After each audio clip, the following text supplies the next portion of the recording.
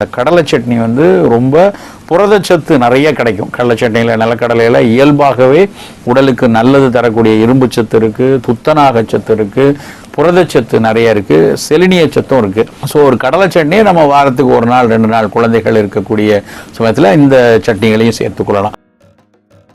Hello foodies, இப்போ வேர்க்கடலை ready ஆகிடுச்சு. வேர்க்கடலை சுத்தம் பண்ணி எடுத்து வச்சுருக்கேன். இதோட ஒரு 4 பல் போல் சின்ன வெங்காயம், ஒரு 2-3 பல் பூண்டு சேர்த்துக்கலாம். கொஞ்சம் போல் புளி, இந்த சட்னிக்கு தேவையான அளவுக்கு உப்பு, காரத்துக்கு தகுந்தாப்பில் காஞ்ச மிளகாவும் பச்சை மிளகாவும் 2 சேர்த்து எடுத்துக்கலாம். டேஸ்ட் ரொம்ப நல்லாயிருக்கும்.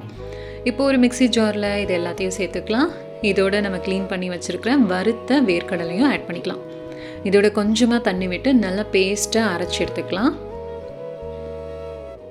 ஸோ இந்த அளவுக்கு அரைச்சா போதும். இதோட நான் கொஞ்சம் சின்ன வெங்காயமும் வச்சுருக்கேன், பூண்டும் வச்சுருக்கேன். ஃப்ளேவர் ரொம்ப நல்லாயிருக்கும். இது ரெண்டுமே இல்லை அப்படின்னு பார்த்தீங்கன்னா அது ஒரு ஃப்ளேவரே இல்லாமல் ஒரு மாதிரி ரொம்ப ப்ளைனாக இருக்கும். ஸோ அதனால தான் நான் ஆட் பண்ணியிருக்கேன். இதோட கொஞ்சம் கடுகு, உளுத்தம்பருப்பு, பெருங்காயத்தூள், கருவேப்பிலை ஆட் பண்ணி தாளிச்சு கொட்டிக்கலாம்.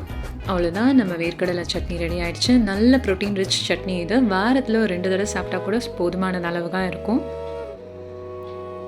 ஸோ நீங்களும் ட்ரை பண்ணி பாருங்கள். இட்லி தோசைக்கு ரொம்பவே நல்லாயிருக்கும். ஆப்டான ஒரு chutney, healthy protein chutney ready. Enjoy the recipe. Thanks for வாட்சிங்.